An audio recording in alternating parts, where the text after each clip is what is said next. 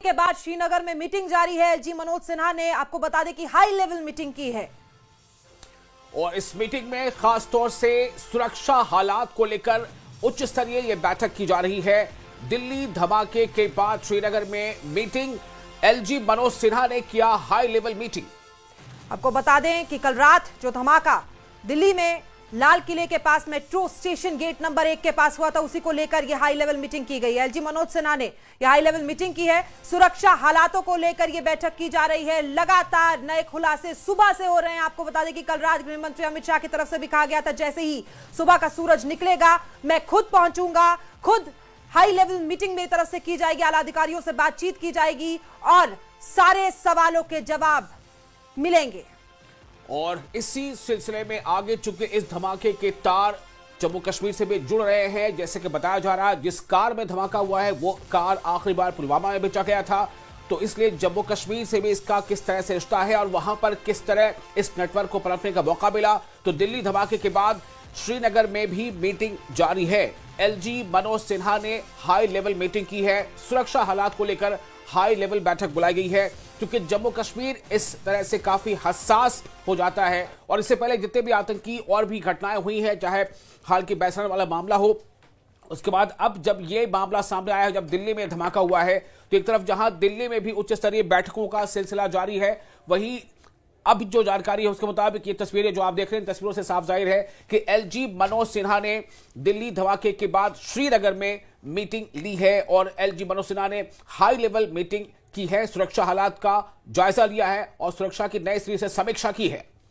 ऐसे वक्त में जब जीरो टॉलरेंस नीति आतंकवाद के खिलाफ है, विशाल जी, लगातार गृह मंत्री अमित शाह की तरफ से कहा जा रहा है कि कोई कोताही नहीं बरती जाएगी और दिल्ली में यह धमाका हुआ। सबसे अहम बात थी कि जो खबरें कल सामने आ रही थी, पिछले कुछ दिनों से हम खबरें पढ़ रहे थे कि एक लॉकर में, एक डॉक्टर के लॉकर से AK-47 राइफल बरामद होती है, तो उसके तार सीधे फरीदाबाद हरियाणा से जुड़ते हैं। एक joint operation Jammu Kashmir police और हरियाणा पुलिस के द्वारा चलाया गया और वहां फरीदाबाद के उस गांव में वो तस्वीरें हम भूले नहीं है जो कल हमने अपने दर्शकों को दिखाई थी कि किस तरीके से उस कमरे में 2900 किलो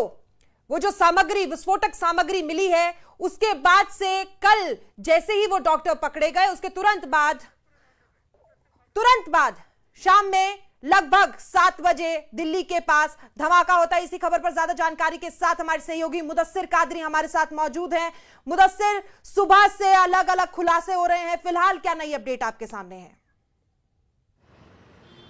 बिल्कुल, जिस तरह से आपने कहा कि जो डेवलपमेंट्स हुई है दिल्ली बम ब्लास्ट के बाद और जो इन्वेस्टिगेशंस है उसमें कहीं ना कहीं शिद्दत लाई गई है और पूरे मुल्क में इस वक्त जो रेड अलर्ट है, हाई अलर्ट है, वो जारी कर दिया गया है। तो उसी तनाजुर में यहाँ पर जम्मू कश्मीर के एलजी मनोज सिन्हा ने एक उच्च स्तर की जो सिक्योरिटी रिव्यू मीटिंग है वो तलब की है और इस सिलसिले में जो जम्मू कश्मीर पुलिस के स्पेशल डायरेक्टर जनरल और IGP वो भी देखे जा सकते हैं तस्वीरों में और साथ ही साथ जो CRPF या फिर आर्मी की अगर हम बात करेंगे तो उच्च अधिकारी सेना के भी और दीगर पैरामिलिट्री फोर्सेस के इस मीटिंग में मौजूद रहे। और सोर्सेज के हवाले से यह बताया जा रहा है कि थ्रेड बेस्ड डिस्कशंस हुए, जो सिक्योरिटी रिव्यू है, और ये भी जो है जानकारी ली गई कि कहां तक इन्वेस्टिगेशंस पहुंची है। अगर दिल्ली बम ब्लास्ट से रिलेटेड कोई भी इन्वेस्टिगेशन है या कोई भी तार जो है जिसको तलाश करने की कोशिशें हैं, तो उसमें इन्वेस्टिगेशन में सूरत लाई गई है और इन्वेस्टिगेशन कहां तक पहुंची है इस हवाले से भी तबादला ख्याल हुआ है और क्लियर कट डायरेक्शन दे दी गई है कि जो इस तरह की कार्रवाइयों में मुलव्वस अफराद है उनको किसी भी तरीके से बख्शा न जाए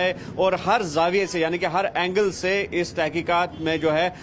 पूरी तरह से जम्मू कश्मीर पुलिस के साथ साथ दीगर जो पैरामिलिट्री फोर्सेज है या दीगर सिक्योरिटी एजेंसीज है वो जुट जाए। और साथ ही साथ आपने देखा कि जिस तरह से आज दिन भर जो काफी डेवलपमेंट्स हुई जम्मू कश्मीर में भी, और जिस तरह से कुछ दिन पहले जो एक राइफल बरामद की गई थी डॉक्टर अदील के निजी लॉकर से गवर्नमेंट मेडिकल कॉलेज अनंतनाग में, तो उसके तनाजुर में आज जो है गवर्नमेंट मेडिकल कॉलेज श्रीनगर और गवर्नमेंट मेडिकल कॉलेज अनंतनाग ने एक सर्कुलर जारी कर दिया है डॉक्टर्स के लिए, मुलाजमीन के लिए या फिर स्टूडेंट्स जो है मेडिकल कॉलेज में उनके लिए कि जल्द से जल्द जो लॉकर्स है वो आइडेंटिफाई किए जाए और जो किसी का भी लॉकर है तो वो उसको ऑन करे और जो भी वहां पे अनआइडेंटिफाइड लॉकर्स है तो उनको सिक्योरिटी रिव्यू के लिए भेजा जाएगा या वहां से हटा दिया जाएगा और जो वहां पे लॉकर्स है या निजी सामान है उसको जल्द से जल्द ऑन करने की हिदायत दे दी गई है। और दूसरी जानिब जो ग्रैंड मुफ्ती है, मुफ्ती आजम जम्मू कश्मीर के मुफ्ती नासरुल इस्लाम, तो उन्होंने भी कंडेम किया है दिल्ली बम ब्लास्ट को और कहा है कि ये कहीं ना कहीं इंसानियत सोज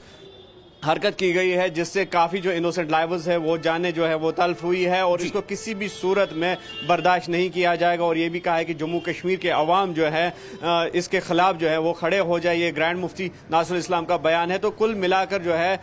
काफी जो रंजीदगी या दिल रंजीदा हो गए हैं और काफी जो है नाराजगी का भी इजहार किया जा रहा है, जो मुख्तलिफ अब जो है बयानात सामने आ रहे हैं मुख्तलिफ स्टेक होल्डर्स की जानिब से। और ओवरऑल जो सिक्योरिटी सिनेरियो बना हुआ है तो उसके चलते सर्च ऑपरेशन जो है वो जारी है और ये कोशिश की जा रही है खास तौर पर पुलवामा बेल्ट में कि जहां तक ये तार जुड़े हैं उन तारों को पूरी तरह से निकाला जाए। और जिस तरह से आपने देखा कि आज दिन में कितनी डेवलपमेंट्स हुई, डॉक्टर उमर के जो रिश्तेदार हैं उनको भी कस्टडी में लिया गया और मजीद जो नाम सामने आ रहे हैं तो उनके जो अहले खाना है या रिश्तेदार हैं तो उनको डिटेन कर दिया गया है फिलहाल क्वेश्चनिंग के लिए। और ये कोशिश की जा रही है कि पूरी तरह से खुलासा जो है वो हो जाए। जो मीटिंग की सदारत की है इसमें कौन कौन से बड़े अहलकार शामिल है? क्या इस मीटिंग में सेना के भी अहलकार शामिल हैं, सेना के अफसरान भी शामिल हैं? और क्या ये मीटिंग मुकम्मल हो चुकी है? इस मीटिंग के बाद कोई ब्रीफिंग भी होगी? बिल्कुल, ये मीटिंग जो है ये मुकम्मल हो चुकी है और जिस तरह से हमने कहा कि ये जो डेवलपमेंट्स हुई है और जिस तरह से ओवरऑल जो एंटी टेरर लॉज के तनाजुर में जो मुख्तलिफ दफात के तहत केस जो है दर्ज किया गया है दिल्ली बम ब्लास्ट से रिलेटेड, तो उसी तनाजुर के सिलसिले में ये मीटिंग जो है काफी अहमियत की हामिल मानी जा रही है और हंगामी मीटिंग हम कह सकते हैं LG मनोज सिन्हा ने तलब की। और जहां तक अफसरान का ताल्लुक है, जिस तरह से हमने कहा कि जम्मू कश्मीर पुलिस के स्पेशल DG सईद जावेद मुजतबा गिलानी और जो IGP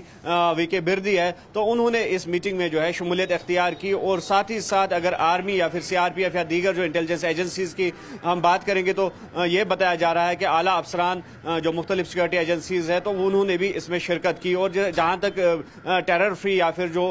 जीरो टॉलरेंस इस हवाले से अपनाने की बात है तो लगातार LG या फिर जो गृह मंत्रालय की तरफ से हिदायत मिलती रही है सिक्योरिटी फोर्सेज को, खास तौर पर जम्मू कश्मीर पुलिस को, कि इसमें कोई भी जो है कॉम्प्रोमाइज ना किया जाए। और जहां पर नेशनल सिक्योरिटी का मसला हो, अब जहां तक दिल्ली बम ब्लास्ट जैसे वाकयात का मसला है तो ऐसे में यकीनी तौर पर फ्री हैंड दिया गया है जम्मू कश्मीर पुलिस को और दीगर सिक्योरिटी एजेंसीज को कि वो जल्द से जल्द इस केस को लॉजिकल कंक्लूजन तक पहुंचाए और जो भी तार जम्मू कश्मीर से जुड़े हैं दिल्ली बम ब्लास्ट के, उन तारों को जल्द से जल्द मंजर आम पर लाया जाए और अगर कोई शख्स मजीद इसमें मुलव्वस है तो उनको कैफर किरदार तक जल्द से जल्द पहुंचाया जाए। काफी अहम है मुदस्सिर। देखिए, जिस तरीके से कल रात में धमाका हुआ था उसके बाद वो हादसा जो पुलवामा में 14 फरवरी को हुआ था उसे कोई भूला नहीं है और ऐसा ही ये हादसा पेश आया है। इसके बाद में पूरा देश अलर्ट पर है। जिस तरीके से ये मीटिंग हुई है, क्या ये भी कुछ निकलकर सामने आया है कि आगे रणनीति क्या रहने वाली है?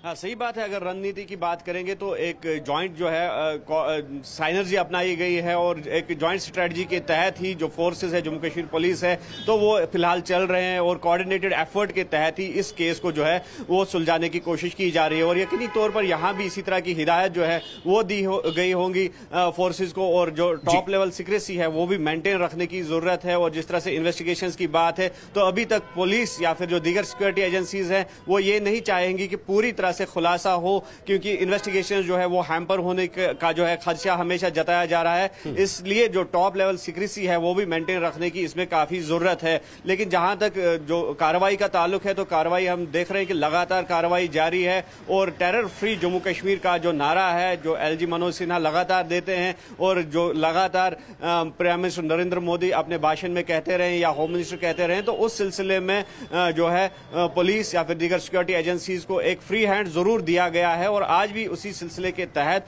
यह कहा गया है, हिदायत दी गई है कि एक फ्री हैंड फोर्सेस को दिया जाए ताकि जल्द से जल्द किसी कंक्लूजन पे, किसी नतीजे पे पहुंचा जाए और जल्द से जल्द इस केस को जो है मंतकी अंजाम तक पहुंचाया जाए। मुदस्सिर, एक सवाल यहां पर करना चाहूंगा। कल जब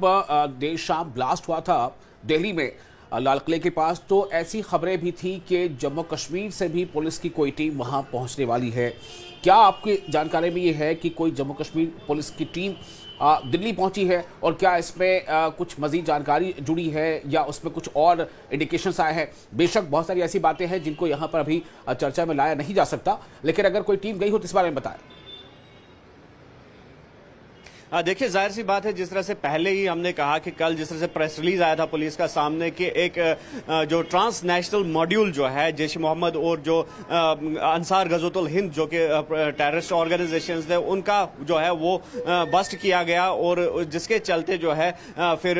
हरियाणा में भी एक बारीक खेप जो है हथियारों की बरामद की गई थी, और यकीनी तौर पर फिर उसके बाद रेड अलर्ट जो है पूरे देश में हुआ, और जो तार थे वो जम्मू कश्मीर से ही जुड़े थे, और जम्मू कश्मीर की जो टीम है, पुलिस की टीम है या इंटेलिजेंस टीम है, वो ऑलरेडी हरियाणा में मौजूद थी, यूपी में मौजूद थी, और जाहिर सी बात है जब ये इस केस के तार जो है वो जम्मू कश्मीर से जुड़ने के खदशात जो है एप्रीहेंशन जो है वो जाहिर किए जा रहे हैं, तो यकीनी तौर पर जम्मू कश्मीर पुलिस की टीम या फिर यहाँ के इंटेलिजेंस की टीम जो है वो यकीनी तौर पर वहां पर पहुंच गई होगी। और न सिर्फ जम्मू कश्मीर पुलिस की टीम बल्कि ओवरऑल अगर जो मुल्क की सिक्योरिटी एजेंसीज की हम बात करेंगे तो वो वहां पर मौजूद है, चाहे एनआईए है चाहे बाकी टीम्स हैं, तो वो वहां पर मौजूद है। अगर हर एंगल से इस केस को जो है जांचने की जरूरत है। मुदस्सिर, ये आज खास तौर से जम्मू कश्मीर में अगर हम बात करें तो किस हद तक आप देख रहे हैं कि अलर्ट है? एक तो ये मामला दिल्ली धमाके से जुड़ा मामला, दूसरा ये कि जम्मू कश्मीर में आज 2 बाई इलेक्शंस भी हो रहे हैं, नगरोटा में और बडगाम में। तो तमाम चीजों को मिलाकर देखें तो सुरक्षा के जो मापदंड या जो हम कह सकते हैं कि लेवल ऑफ सिक्योरिटी है उसे आप किस हद तक मजबूत देख पा रहे हैं? देखिए, ये बड़ा एक अहम सवाल है, वो चैलेंज भी काफी था सिक्योरिटी फोर्सेस के सामने, जिस तरह से साथ ही साथ एक तो दिल्ली बम ब्लास्ट और उससे पहले जिस तरह की डेवलपमेंट्स होती है, एक बारीक खेप हथियारों की बरामद होती है, एक्सप्लोजिव बरामद होते हैं, और उसके बाद दूसरे दिन ही इलेक्शन का मुनक्कद यहाँ पे होना, बाई इलेक्शन, और 2 अहम कंस्टिट्यूएंसीज में, एक जम्मू डिवीजन की नगरोटा और कश्मीर डिवीजन के बडगाम इलाके में। और यकीनी तौर पर एक बड़ा चैलेंज था कि कहीं ना कहीं जो है ये भी साजिश की जा सकती थी कि इन इलेक्शन को डिवेट किया जाए, हैम्पर किया जाए, हर्ड लाई जाए, लेकिन उसमें जो है पूरी तरह से सक्षम थी सुरक्षा बल या जम्मू कश्मीर पुलिस की अगर हम बात करेंगे या दीगर पैरामिलिट्री फोर्सेस, तो पहले ही वो तैयारियां जो थी वो रखी गई थी और जो तमाम अरेंजमेंट्स थे वो इन प्लेस रखे गए थे। और जिस तरह से हमारी बात भी हुई जो डिस्ट्रिक्ट इलेक्शन ऑफिसर बडगाम में डॉक्टर बिलाल मोहिद्दीन, तो उन्होंने कहा कि एक साइनर्जी जो है वो डेवलप की गई है, एक सिनर्जी के तहत जो कोऑर्डिनेटेड एफर्ट के तहत ही जो सिक्योरिटी है पूरी दी जा रही है वोटर्स को, वोटिंग अमले को, ताकि पुरअमन और शफाफ पोलिंग जो है वो यहाँ पर मुनक्कद हो जाए बडगाम और साथ ही साथ नगरोटा में भी इसी तरह के जो है इकदाम उठाए गए थे। और जिस तरह से अब रहा सवाल जो एंटी टेरर ऑपरेशंस, और ये भी एक बड़ा चैलेंज था, एक जानिब से इलेक्शंस और दूसरी जानिब से एंटी टेरर ऑपरेशंस जो लगातार चलाए जा रहे हैं। हमने देखा कि पुलवामा जो कि साउथ कश्मीर में है, साथ ही साथ अनंतनाग जम्मू श्रीनगर नेशनल हाईवे की अगर हम बात करेंगे, या कुछ दिन कबल गांधरबल में हमने देखा कि मैसिव एक सर्च ऑपरेशन चलाया गया और बैक टू बैक 59 लोकेशंस पे जो है वहां पे रेड्स डाली गई, और जिसके चलते जो है सुरक्षा बल या फिर जम्मू कश्मीर पुलिस की प्रशंसा करनी पड़ेगी कि एंटी टेरर ऑपरेशंस के साथ साथ सर्च ऑपरेशंस के साथ साथ ये जो है कामयाबी हासिल की गई कि एक पुरअमन और शफाफ माहौल और शफाफ तरीके से जो बाइपोल्स है उसका इनेकाद अमल में लाया गया। और कुल मिलाकर हम कह सकते हैं कि ये जो चैलेंज था, ये जो हदफ था सिक्योरिटी फोर्स के सामने, तो कहीं ना कहीं इसको पूरा करने में जो सिक्योरिटी फोर्स है, जम्मू कश्मीर पुलिस है, उन्होंने अपनी अहलियत जो है वो साबित की। जाहिर तौर पर दिख रहा है किस तरीके से उनकी तरफ से अहम भूमिका निभाई गई है मुदस्सिर, और सवाल अभी भी तमाम है कि सोची समझी साजिश है या कोई साजिशन ये चीज की गई है, क्योंकि तार लगातार पूरे देश में हाई अलर्ट है। और हरियाणा की बात करें, जम्मू कश्मीर की बात करें, सभी धार्मिक स्थल, पूरे देश की यही हालत है। और ऐसे में चुनावों के मद्देनजर, क्योंकि एक तरफ बिहार में भी चुनाव है और यहां पर भी, खैर आपने जो जानकारी दी उसके लिए बहुत बहुत शुक्रिया। और यह हाई लेवल मीटिंग जो हुई है उसमें आगे जो नतीजे आने हैं वो आपको हम लगातार पहुंचाते रहेंगे। चलिए अब आपको लाल किले के पास हुए ब्लास्ट की साजिश की पूरी स्क्रिप्ट बताते हैं। दिल्ली में सोमवार की शाम लाल किले के पास जो ब्लास्ट हुआ उसमें अभी तक बता दें कि 12 लोगों की जान जा चुकी है, जबकि 28 से ज्यादा लोग घायल हैं। और इस ब्लास्ट को जिहादी मानसिकता वाले एक डॉक्टर ने कैसे अंजाम दिया और कौन है इस साजिश के पीछे, इनके तार कहां से जुड़े हैं? दिल्ली में कल शाम हुए कार बम ब्लास्ट ने एक बार फिर पाकिस्तान समर्थित आतंकवाद के खतरे के प्रति देश को झकझोर दिया है। इस फिदायीन अटैक को अंजाम देने वाले आतंकवादी का कनेक्शन जैश-ए मोहम्मद से निकलकर सामने आ रहा है। सुरक्षा एजेंसियों की अभी तक की जांच पड़ताल में सामने आया है कि इस फिदायीन हमले को अंजाम देने का काम डॉक्टर उमर मोहम्मद ने किया है, जिसके शरीर के परखच्चे उड़ गए हैं। विस्फोट को अंजाम देने के लिए जिस हुंडई i20 कार का इस्तेमाल किया गया वो डॉक्टर उमर ही चला रहा था। सोमवार की सुबह 7 बजे सुबह 7 बजे यह फरीदाबाद से कार लेकर निकला था। जगह जगह लगे सीसीटीवी कैमरों में यह कैद हुई। पुलिस की अभी तक की जांच में सामने आया है कि i20 कार जिसे डॉक्टर उमर चला रहा था वो सुबह 8:13 पर बदरपुर टोल प्लाजा के जरिए दिल्ली में दाखिल हुई थी। सुबह 8:20 पर यह कार ओखला इंडस्ट्रियल एरिया में एक पेट्रोल पंप पर देखी गई और इसके बाद दोपहर बाद 3:19 पर यह कार लाल किला परिसर के पास मौजूद पार्किंग एरिया में दाखिल हुई। लाल किले के पास इसने शाम में विस्फोट को अंजाम दिया। इसके पीछे खास वजह थी। एक तो लाल किले का ऐतिहासिक महत्व है, दूसरा यहां शाम के समय काफी भीड़ भाड़ रहती है। और इस पूरे खबर पर और किस तरह से जम्मू कश्मीर में भी इसको लेकर के हाई अलर्ट है, एलजी मनोज सिन्हा ने भी एक हाई लेवल मीटिंग की है। इन तमाम जानकारियों के साथ हमारे साथ जुड़ रहे हैं और इस पे एड ऑन के लिए तेजिंदर सिंह सोढी, न्यूज 18 JKNH के सीनियर एडिटर। सोढी जी, ये जो खबर अभी है और जम्मू कश्मीर में जो अभी स्थिति बनी हुई है, जैसी अभी खबर आई कुछ देर पहले कि एलजी मनोज सिन्हा ने भी एक हाई लेवल मीटिंग की है, तो किस तरह का हाई अलर्ट वहां पर है? किस तरह दिल्ली और जम्मू कश्मीर ये सब तार आपस से जुड़ते नजर आ रहे हैं? विशाल, पहले तो मैं ये बताना चाहूंगा, अभी तक की सबसे इन डेप्थ रिपोर्टिंग जो है ये न्यूज 18 JKLH के जो ग्रुप एडिटर हैं ब्रजेश कुमार सिंह, उनकी रिपोर्ट है जिसके बारे में अभी हम लोग डिस्कस कर रहे हैं। देखिए, अभी तक जिस तरह से ये पूरा इंसिडेंट हुआ है उसकी पल पल की पूरी जो जानकारी है वो इस रिपोर्ट में हम अपने दर्शकों को बता रहे हैं। मैं ये क्लियर कर देता हूं, अभी किसी भी न्यूज चैनल के पास या किसी भी न्यूज आउटलेट के पास इतनी इन डेप्थ जानकारी नहीं है जो हम अपने दर्शकों के साथ साझा कर रहे हैं। देखिए, अभी तक जिस तरह आपने बताया कि ये जो सीसीटीवी फुटेज था जिससे इस गाड़ी के बारे में पता चला, उसके बाद जिस तरह आप बता रहे थे कि दिल्ली लाल किला को इसलिए चुना गया क्योंकि लाल किला शाम को वहां पर भीड़ भाड़ रहती है जी। और उसके बाद क्योंकि वो एक ऐसा हब है, देखिए देश की सॉवरेनिटी का प्रतीक है, क्योंकि वहां से ही देश का तिरंगा जो है हर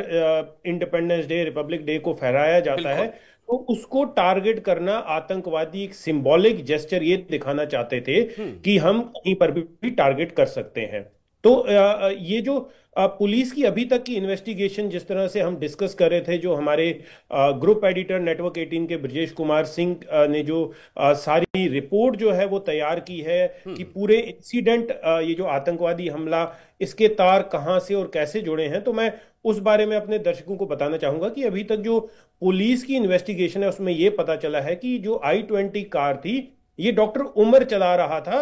दिल्ली से बदरपुर टोल प्लाजा में। ये 8:13 पर ये गाड़ी जो है बदरपुर टोल प्लाजा से दिल्ली में एंटर होती है। 8:20 पे ये गाड़ी जो है ओखला में इंडस्ट्रियल एरिया के पास एक पेट्रोल पंप में देखी जाती है। लगभग 3:19 पे ये जो कार है, शाम की बात कर रहा हूं, ये लाल किले के पार्किंग एरिया में ये वहां पर पार्क की जाती है जी। उसके बाद जो जानकारी ये मिली है कि इसमें जो एक्सप्लोजिव्स यूज किए गए हैं वो अमोनियम नाइट्रेट है। ये वही एक्सप्लोजिव है जो लगभग 2900 किलोग्राम के आसपास फरीदाबाद में जो पुलिस ने रेड की थी उसमें ये मिला है, और इसमें फ्यूल ऑयल मिक्स किया था ये विस्फोट करने से पहले। देखिए, RDX भी इस्तेमाल किया जा सकता था, लेकिन आजकल आतंकवादी RDX जो है वो इस्तेमाल नहीं करते, क्योंकि RDX एक तो प्रोक्योर करना थोड़ा मुश्किल होता है आतंकवादियों के लिए, और दूसरा उसमें जो पूरे तार हैं, ये RDX कहां से आया, कैसे आया, वो एक्सपोज हो जाता है। ये जो अमोनियम नाइट्रेट है ये यूरिया से बनता है और इसमें कुछ चीजें मिलती हैं जो इजीली अवेलेबल होती हैं। अभी तक जो जानकारी मिली है, डॉक्टर उमर जो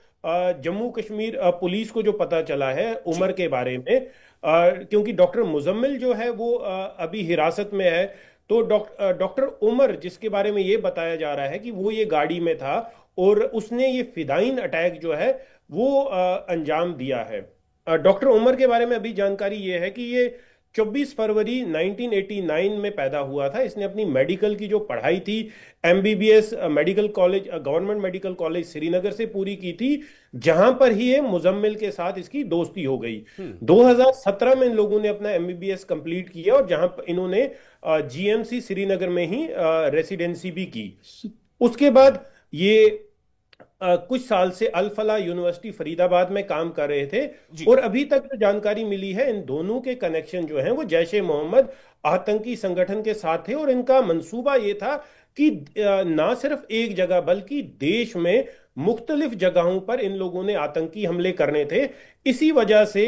इतना जो हथियार गोला बारूद जो इन्होंने वहां पर जमा करके रखा था। जी, लेकिन तो क्या हुआ? एक सवाल यहां पर थोड़ा करना चाहूंगा कि फिदाइन अटैक जो है ये इससे पहले के हमलों में बहुत कम देखा गया, खासतौर से हिंदुस्तान में। तो दिल्ली में ये जो फिदाइन अटैक किया गया, इसके पीछे क्या सोच रही होगी, क्या इसके पीछे जो है प्लानिंग रही होगी कि फिदाइन अटैक करने से क्या हासिल हो सकता था? को आप हड़बड़ाहट भी कह सकते हैं, क्योंकि आदिल को यह मालूम था कि उसके साथी जो हैं वो अरेस्ट हो चुके हैं और अब जल्द ही एजेंसीज उस तक पहुंच जाएंगी। आप देख लीजिए कि सुबह रिकवरी होती है फरीदाबाद में, और उसके बाद क्योंकि इनका मंसूबा था पूरे देश में मुख्तलिफ जगहों पर एक साथ कोऑर्डिनेटेड टेरर स्ट्राइक्स करना, लेकिन सुरक्षा एजेंसियों ने उनके सारे मंसूबे जो हैं वो विफल कर दिए थे। इस वजह से इसे आप ये कहें कि ये हड़बड़ाहट में किया हुआ आतंकी हमला है। अगर इन आतंकवादियों की साजिश जो है वो कामयाब हो जाती, अगर वो उसकी जो जानकारी सुरक्षा एजेंसियों को पहले ना मिलती, तो इस तरह के कई आतंकवादी हमले जो हैं वो देश के मुख्तलिफ इलाकों में इनके करने का मंसूबा था। लेकिन कल शाम को, क्योंकि कल दोपहर को ही कई 7 लोग अरेस्ट हो चुके थे, इस पूरी साजिश का भांडाफोड़ हो चुका था। तो इन दोनों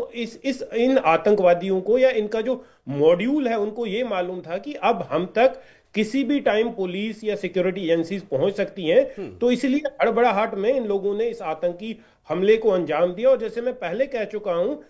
लाल किला इसलिए चुना गया क्योंकि एक तो देश की सॉवरेनिटी का प्रतीक है, देश के प्रधानमंत्री वहां से देश को संबोधित करते हैं, तो इसलिए लाल किला को चुना गया था। तो देखिए, अभी जिस तरह हम डिस्कस कर रहे थे, देखिए कंस्पिरेसी के बारे में सुरक्षा एजेंसियों को पता कैसे चला। 18 तारीख को श्रीनगर के नौगाम इलाके में जैश ए मोहम्मद के पोस्टर लगाए जाते हैं कई इलाकों में। नौगाम श्रीनगर ये आउटस्कर्ट्स में है श्रीनगर के, और वहां पर उन पोस्टर्स के माध्यम से पुलिस को, सिक्योरिटी एजेंसीज को डराया जाता है कि आप पुलिस छोड़ दें, आतंक के विरोध कार्रवाई ना करें। ये जो पोस्टर दिखा भी रहे हैं, देखिए ये पोस्टर जो थे 2019 से पहले कश्मीर में हर जगह ये आम लगाए जाते थे आतंकवादियों द्वारा, लेकिन 2019 के बाद इन पोस्टर्स का सरफेस होना एक बहुत बड़ी बात थी। उसके बाद क्योंकि जम्मू कश्मीर का जो लॉ एंड ऑर्डर है, सिक्योरिटी है, वो लेफ्टिनेंट गवर्नर मनोज सिन्हा के पास है। मनोज सिन्हा को जब इस बारे में जानकारी दी गई तो उन्होंने पुलिस को क्लियर इंस्ट्रक्शंस दिए कि आप ऑल आउट जो है इन पोस्टर्स लगाने वालों के अगेंस्ट जाएं और इन्हें जल्द से जल्द जो है वो पकड़ा जाए। उसके बाद पुलिस ने पूरे इलाके की जो सीसीटीवी फुटेज है उनको खंगाला, पूरे इलाके का, क्योंकि पहले जो श्रीनगर के एसएसपी हैं संदीप चक्रवर्ती, उनको कहा गया, पर्सनली कहा गया कि इस पूरी केस की इन्वेस्टिगेशन करो जो ये पोस्टर्स लगाए गए हैं। और 19 अक्टूबर को इस केस में नौगाम पुलिस स्टेशन में एक एफआईआर दर्ज होती है। सीसीटीवी फुटेज में देखा जाता है कि 3 जवान लड़के जो हैं वो इन पोस्टर्स को लगा रहे हैं। जब पुलिस आइडेंटिफिकेशन करती है तो पता चलता है ये जो नौगाम के रहने वाले, इनका नाम है आरिफ निसार डार, यासिर उल अशरफ एंड मकसूद अहमद डार। ये 3 लोग जो हैं ये पोस्टर लगाते हुए देखा जाता है इन लोगों को। तो पुलिस इन लोगों को उठाती है, इनसे सवाल करती है, इन्हें हिरासत में लेती है। तो तब ये बताते हैं कि 2019 से पहले ये जो लड़के थे ये पत्थरबाजी करके अपने लिए पैसा लेते थे, पैसों की वजह से ये पत्थरबाजी करते थे। दिन का ये 500 से 600 रुपया कमा लेते थे, लेकिन 2019 के बाद इनका ये सारा धंधा जो था बंद हो चुका था। तो उसके बाद इन लोगों को एक वहां पर एक लोकल मौलवी था जिसका नाम था ये मस्जिद अली नकी बाग छानपुरा का मौलवी था, जिसका नाम मौलवी इरफान अहमद था। ये ओरिजिनली शोपियां डिस्ट्रिक्ट का रहने वाला था और ये श्रीनगर में मस्जिद में मौलवी था। ये उसने इन लोगों को रेडिकलाइज किया और फिर इन लोगों का जो उस मौलवी के थ्रू जो है इनके पास ये जैश ए मोहम्मद के पोस्टर्स लाए गए। तो जब क्वेश्चनिंग की गई तो मौलवी, इन तीनों ने मौलवी के बारे में बताया, मौलवी को पुलिस ने उठाया। जब मौलवी की इंट्रोगेशन की गई, पुलिस और सिक्योरिटी एजेंसीज ने मौलवी से पूछा, तो मौलवी ने डॉक्टर आदिल के बारे में पुलिस को जानकारी दी। उसने ये बताया कि वो अनंतनाग में डॉक्टर आदिल से मिला था। तो उसके बाद आदिल जो है वो वहां पर अनंतनाग में रेसिडेंट डॉक्टर था। उसके बाद वो अल फला यूनिवर्सिटी में चला गया, और डॉक्टर आदिल जो है वो जिहादी मानसिकता वाला था। पुलिस को जब डॉक्टर आदिल के बारे में पता चला तो उन्होंने क्योंकि डॉक्टर आदिल जो है वो गांदरबल का रहने वाला था, तो उसके अगेंस्ट दबिश जो है वो शुरू कर दी गई। लेकिन जब पुलिस को छानबीन में ये पता चला कि जो डॉक्टर आदिल है, तो नहीं, डॉक्टर आदिल जो है वो कुलगाम डिस्ट्रिक्ट का रहने वाला था। तो उसके बाद ये पता चला कि वो कुलगाम से सहारनपुर में, यूपी में अब जॉब कर रहा है। तो जम्मू कश्मीर पुलिस ने यूपी पुलिस की मदद ली हुई, एटीएस यूपी पुलिस की, और सहारनपुर में रेड्स हुए जहां पर डॉक्टर आदिल को पकड़ा गया। जब डॉक्टर आदिल की उससे पूछताछ हुई तो उसने ये माना कि उसने अपने जो लॉकर है अनंतनाग जीएमसी में, वहां पर उसने एक AK-56 छुपा के रखी है। तो ये जो पूरे केस के तार हैं, ये परत दर परत खुलते गए, जिससे बाकी जो डॉक्टर मुजम्मिल हैं, क्योंकि डॉक्टर आदिल ने जो इंफॉर्मेशन दी, उसने ये बताया कि डॉक्टर मुजम्मिल जो है वो फरीदाबाद में है, हरियाणा में, और वो भी अल फला मेडिकल इंस्टीट्यूशन में काम कर रहा है। डॉक्टर मुजम्मिल की जब उसको अरेस्ट किया गया, उससे क्वेश्चनिंग की गई, तो उसने बताया कि किस तरह से उसने लगभग 358 किलोग्राम अमोनियम नाइट्रेट छुपा के रखा हुआ है, जो उसका मंसूबा ये था कि आतंकी हमलों को अंजाम देना है। तो जब मुजम्मिल की इंट्रोगेशन हुई तो उसने अपनी गर्लफ्रेंड जो है डॉक्टर शाहिद, या जिसका शाहीना सईद, जो है लाल बाग यूपी की, लखनऊ की रहने वाली थी, उसके बारे में बताया। और ये डॉक्टर जो थी ये भी जिहादी मानसिकता वाली थी। डॉक्टर मुजम्मिल ने यह बताया कि उसने एक AK-47 राइफल अपनी गर्लफ्रेंड के पास रखी हुई है, लेकिन जब इसकी गर्लफ्रेंड डॉक्टर शाहीना को यह पता चला कि मुजम्मिल अरेस्ट हो चुका है, तो उसके बाद उसने ये जो AK-47 थी, अपनी यूनिवर्सिटी के पीछे ही एक डंपिंग ग्राउंड था, वहां पर उसने इस वेपन को डंप कर दिया। तो उसको जब जम्मू कश्मीर पुलिस को उसके बारे में पता चला तो उन्होंने इस फीमेल डॉक्टर को भी अरेस्ट किया, और उसकी क्वेश्चनिंग पे उसने उस जगह के बारे में बताया कि जहां पर ये AK-47 राइफल उसने डंप की थी। फिर पूरा जो उस राइफल को रिकवर किया गया, और फिर उसके बाद पुलिस को जब मुजम्मिल फर्दर इंट्रोगेशन हुई तो उसने, पुलिस ने एक और हाजी इश्तियाक जो है उसको अरेस्ट किया फरीदाबाद से। जब उसके हाउस को रेड किया गया तो वहां पर एक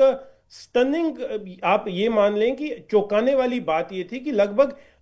88 बोरियां जो थी वो वहां पर एक्सप्लोजिव्स की मिली, जिसमें लगभग 2563 किलोग्राम एक्सप्लोजिव जो है वो छुपा के रखा गया था। तो ये अल फला यूनिवर्सिटी के बैक साइड पे ही ये उसका रेसिडेंशियल एरिया था, और पुलिस को वहां पर अमोनियम नाइट्रेट, पोटेशियम कंपाउंड और फ्यूल ऑयल, ये 3 चीजें हैं जिनको मिला के विस्फोटक आईडीज बनाई जाती है, जिसके मिश्रण से